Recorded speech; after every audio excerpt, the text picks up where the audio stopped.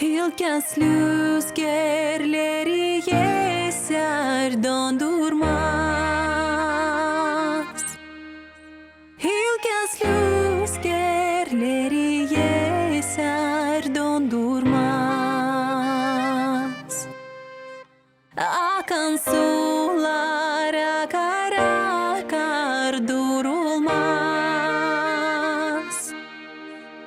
Havada uçan kuşçaslarda yorulmaz. Kız oturmuş sundurmanın başında. Güneş vurmuş küpesinin taşına. Yeniz basmış 14-15 yaşına. Dünürcüler düşmüş kızın başına.